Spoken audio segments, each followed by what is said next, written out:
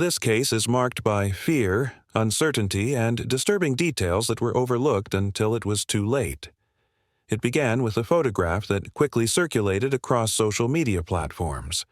The image showed a young woman standing alone on the side of a highway. She was wearing a white top, loose black pants, and black Converse sneakers.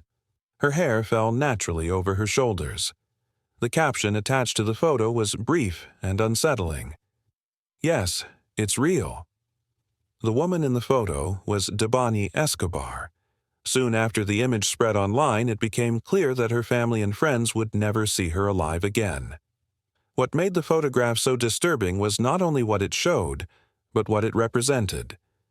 Authorities later confirmed that the image had been taken by a rideshare driver who had picked Debani up after a party. The location was Highway 85, a road with a dark reputation, often referred to by locals as the Highway of Death. While the image became one of the most recognizable symbols of the case, it offered no clear answers about what truly happened that night. Debani Escobar was 18 years old and studying law at the Autonomous University of Nuevo León. She had a boyfriend, close friendships, and a strong relationship with her parents, Mario Escobar and Dolores Bazaldua, both educators. Adopted at the age of 1, Debani was raised in a loving and supportive home. On the evening of April 8, 2022, she left her house to attend a party with friends. It was expected that she would return later that night. She never did. By 8 o'clock the following morning, after speaking with her daughter's friends and realizing something was wrong, Mario Escobar reported Debani missing. The last confirmed information placed her somewhere along the highway between Monterrey and Nuevo Laredo. As the disappearance gained attention online, Mario later revealed that he began receiving extortion calls. The callers claimed they had information about Debani's whereabouts and demanded money in exchange for details. These messages only deepened the family's fear, adding confusion and emotional strain during the earliest hours of the search. According to the reconstruction of events, Debani Escobar left her home at approximately 11 o'clock that night. She planned to attend a party with 2 other young women. One of them was Sarai, whom she had known for roughly 3 months after meeting through social media. The second was Yvonne, a girl she had met for the first time earlier that same evening. At around 11:30 p.m., the 3 met at a designated location in San Nicolas, near Avenida Sillán. From there, a rideshare driver took them to a nearby convenience store. Security footage later confirmed that they purchased a bottle of vodka along with several other items, establishing that alcohol was consumed that night. After leaving the store, the group attempted to enter a party in downtown San Nicolas but were unable to get inside. Rather than returning home, they decided to search for another gathering. Shortly before 1 in the morning, they requested another ride using a ride-sharing application similar to Uber. The driver arrived around 1 a.m. and transported them to a rented house in the Colonia Nueva Castilla area, located in the municipality of Escobedo. Upon arrival, they learned that the event they were looking for had already ended. Instead of leaving, they continued searching for another party nearby. At approximately 1:10 a.m., they located another gathering at a property known as Quinta El Diamante, situated on Monica Street. Although none of them knew the host personally, they were allowed to enter and join the event. As the night progressed, tensions began to surface. Around 1:30 a.m., Debani exited the party following an argument with other guests who accused her of being excessively intoxicated. Surveillance footage later showed her walking away from the entrance before returning a short time later. By the early morning hours, the situation had grown increasingly volatile. At approximately 3:45 a.m., security cameras recorded Debani suddenly running away from the party. A young man followed behind her, appearing to attempt to stop her. She struck him in an effort to escape, but he blocked her path, triggering a physical confrontation. As more people intervened, including Sarai and another male guest, the altercation escalated further. Witnesses later reported that Debani resisted strongly. Some stated that she bit individuals who tried to restrain her. Her behavior was described as erratic and aggressive, though her friends maintained that she had only been drinking alcohol and had not taken any drugs. Between 3:29 and 3:36 a.m., Yvonne began sending messages to a man named Juan David, also known by the nickname El Güero. He was the same rideshare driver who had taken the group earlier that night. Both Yvonne and Sarai contacted him because they believed Debani was no longer in a condition to manage on her own. At 3:54 a.m., Juan David arrived at the location and picked Debani up. She entered the vehicle quickly and appeared visibly distressed. Her movements were abrupt, and witnesses later described her as upset and agitated. As the car began to move, one of her friends was seen speaking with the driver through the open window.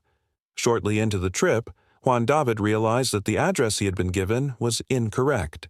He contacted Debani's friends by text, asking them to clarify the destination. At approximately 4:17 a.m., surveillance footage captured what appeared to be a heated exchange inside the vehicle. Debani could be seen making sharp, animated gestures while seated in the passenger seat. At one moment, the driver's arm appeared briefly near her upper body. Mario Escobar later stated that he believed this interaction suggested an inappropriate advance, which may explain why Debani chose to leave the car soon afterward. From that point forward, attention increasingly focused on Juan David. As the last confirmed person to see Debani alive, he became central to the investigation and to public speculation surrounding her disappearance. Juan David Suarez was 47 years old and worked as a rideshare driver. He was also responsible for taking the photograph that later circulated widely online, showing Debani standing alone on the roadside. When details of his background emerged, public suspicion intensified. His criminal record included a relatively recent arrest related to drug offenses. Some international media outlets reported that he had previously been investigated for crimes involving women, including harassment and kidnapping, though these claims were never substantiated by official Spanish-language sources. Despite the widespread scrutiny, Juan David was never formally charged in connection with Debani's disappearance or death. Authorities questioned him multiple times and conducted thorough inspections of his vehicle. However, no physical or forensic evidence was found that directly linked him to a crime. As the investigation continued, the absence of clear proof left the case surrounded by uncertainty. As the investigation expanded, attention also turned toward Debani's friends, Sarai and Yvonne. They were quickly subjected to intense public scrutiny. Mario Escobar openly criticized their decision to leave his daughter alone late at night, stating that they should have stayed with her until she was safely home. Despite the backlash, authorities later determined that the two young women were not involved in Debani's disappearance. Their statements were supported by surveillance footage and message records, which aligned with the established timeline of events. In interviews, Sarai and Yvonne explained that Debani's behavior had become increasingly unpredictable as the night progressed. They described moments when she locked herself inside a men's restroom and, at another point, attempted to jump into a swimming pool. They said they were concerned for her safety but struggled to calm her down.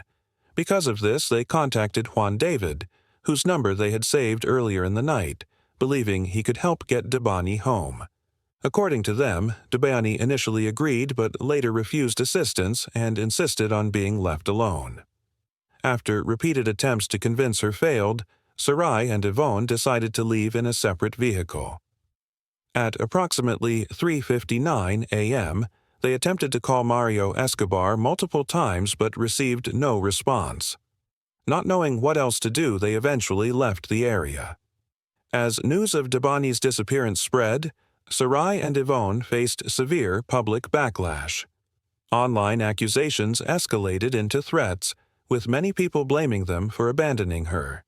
The harassment became so intense that both women required protection for their safety. On April 10, 2022, Mario Dres Balderas Rodriguez, head of the Nuevo Leon Commission for Missing Persons, announced the formation of an emergency task force dedicated to locating Debani. That same day, her family organized a large-scale search operation. calling on friends, relatives, and local residents to help search the area where she had last been seen. Volunteers combed through roadsides, vacant lots, and nearby properties as authorities worked to gather additional surveillance footage. For days, the search produced no answers. Then, 9 days after Debani vanished, newly released video recordings began to shed more light on her final movements, raising new questions rather than providing closure. After additional footage and message logs were reviewed, investigators were able to reconstruct what happened during the final ride. Text exchanges between Juan David and Debani's friends revealed that the situation inside the vehicle deteriorated quickly. The driver complained that Debani was difficult to control and suggested that he feared getting into serious trouble. At one point, when one of her friends urged him to continue driving her home, Juan David asked for Debani's mother's phone number. The friend explained that they did not have it and could not provide another contact. The messages showed growing frustration on both sides as the situation escalated. At approximately 4:25 a.m., Debani exited the vehicle near the Nueva Castilla neighborhood, roughly 15 kilometers from the Nuevo Laredo highway. Less than a minute later, at 4:26 a.m., Juan David took a photograph of her standing alone on the roadside and sent it to her friends. The image would later spread rapidly online. In response, her friends expressed confusion and frustration, stating that they did not know what to do. The message exchange also suggested that the driver himself had been drinking alcohol earlier that night, a detail that raised additional concerns. Juan David later claimed that he offered Debani the chance to charge her phone inside the vehicle, but she refused and said she did not care. According to his account, she became increasingly upset and demanded to be let out of the car. When someone suggested contacting the police, he responded that he could not because he had already driven away to continue working. At 4:29 a.m., surveillance cameras belonging to the Alcosa Transport Company captured Debani walking along the road median and crossing the street. The footage showed her approaching a security booth and looking inside, but she did not enter or ask for help. She then continued walking alone into the darkness. Following this sighting, authorities expanded their search. Police inspected nearby apartment complexes and properties connected to brief phone signal pings recorded days later. Investigators also focused on the surrounding industrial area and nearby roads. Search teams canvassed vacant lots, drainage areas, and business properties in hopes of finding any sign of her. Despite these efforts, no immediate leads were uncovered, and Debani's whereabouts remained unknown as public concern and media attention continued to intensify. As hours turned into days, the lack of progress began to alarm both investigators and the public. Each new piece of information seemed to raise more questions than answers. While authorities attempted to maintain control of the narrative, speculation spread rapidly online. The photograph taken on the roadside became a symbol of uncertainty, reinforcing the sense that Debani had been left completely alone at a critical moment. The case was no longer just a missing person report, but a growing national concern. As the search intensified, a grim discovery shifted the course of the investigation. 13 days after Debani Escobar disappeared, authorities were alerted to a strong odor coming from the grounds of the Nueva Castilla motel, located just minutes from where she was last seen on camera. The report came late on the night of April 21st. According to motel staff, the smell appeared to be coming from an unused water tank near the pool area, a section of the property that had reportedly not been in operation for several years. Police secured the area and requested assistance from a team of divers. Shortly afterward, a body was recovered from inside the tank. The victim was wearing a white top and black pants, matching the clothes Debani had on the night she vanished. Her father identified her by a small cross necklace she had been wearing. Authorities estimated that the body had been submerged for nearly 2 weeks. Almost immediately, questions arose. The motel property had already been searched multiple times during the initial investigation. Police had used search dogs, drones, and ground teams, yet nothing had been detected. The tank where Debani was found was located less than a minute from where she was last recorded on surveillance footage. Investigators initially suggested that Debani may have accidentally fallen into the tank, suffering a fatal head injury. The first autopsy supported this theory, stating that blunt force trauma to the head caused a lethal brain injury. However, a critical detail complicated that conclusion. The medical report noted that there was no water found in her lungs, something typically expected in a drowning scenario. This inconsistency immediately raised doubts. If Debani did not drown, then how did her body end up in the tank? The mystery deepened when her personal belongings, including her phone and handbag, were discovered in separate water tanks on the same property. The scattered location of her items suggested deliberate movement rather than an accidental fall. Unconvinced by the official explanation, Mario Escobar requested a second autopsy, which he personally financed. That examination concluded that Debani had been murdered and sexually assaulted, directly contradicting the initial findings. The conflicting reports fueled public outrage and intensified scrutiny of the investigation.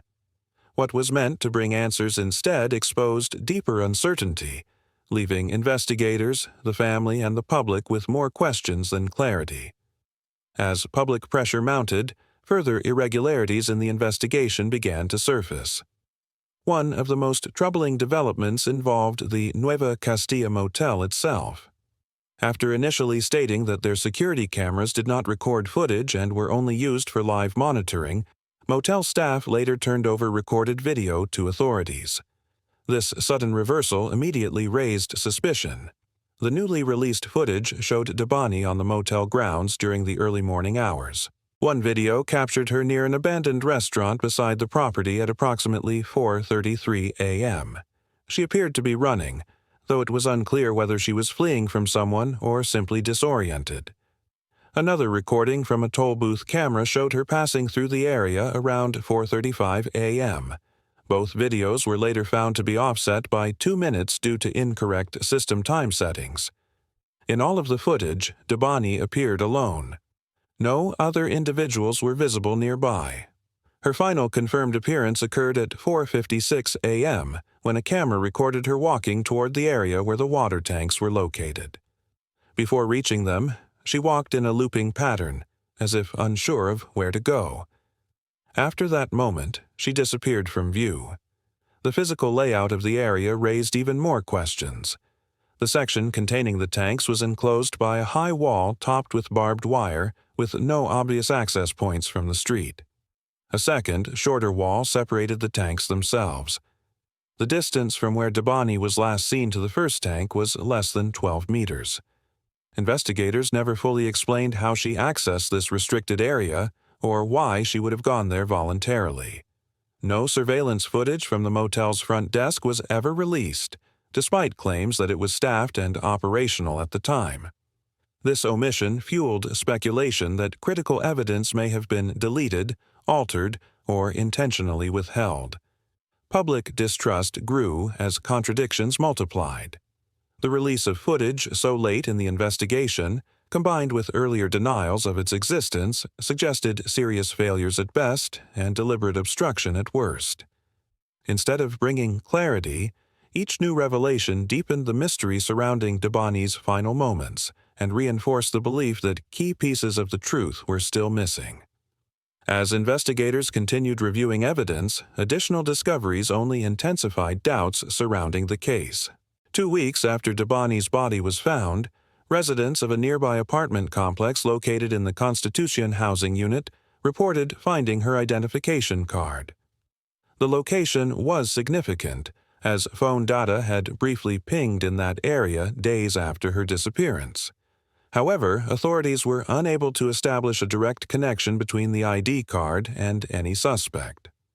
Around the same time, police reviewed surveillance footage that showed an unidentified man entering a vehicle near the motel shortly after Debani was last seen. Despite the public speculation, investigators stated there was no confirmed link between this individual and Debani's death. The lack of clear explanations further fueled frustration and mistrust. Because of the contradictions between the first two autopsy reports, a third examination was ordered. Debani's body was exhumed and transferred to a forensic institute in Mexico City. The results were released on July 19, 2022. This third autopsy concluded that the cause of death was asphyxiation, suggesting that she had been smothered. Unlike the second report, it found no evidence of sexual assault. The conflicting conclusions created widespread outrage. 3 official autopsies had produced 3 different explanations.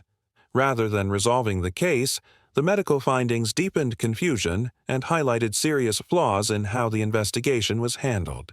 Public confidence in authorities continued to erode as questions remained unanswered.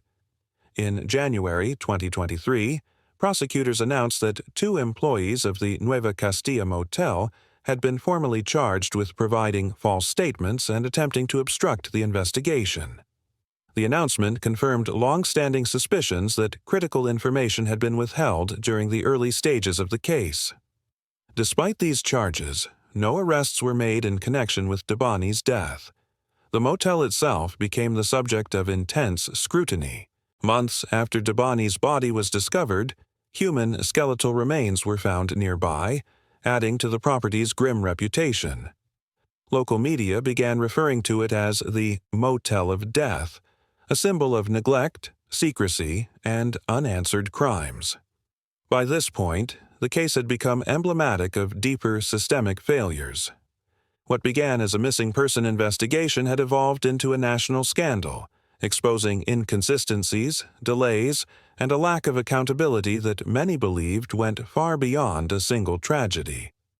Despite months of investigations, public pressure, and international attention, no one has been held criminally responsible for Debani Escobar's death.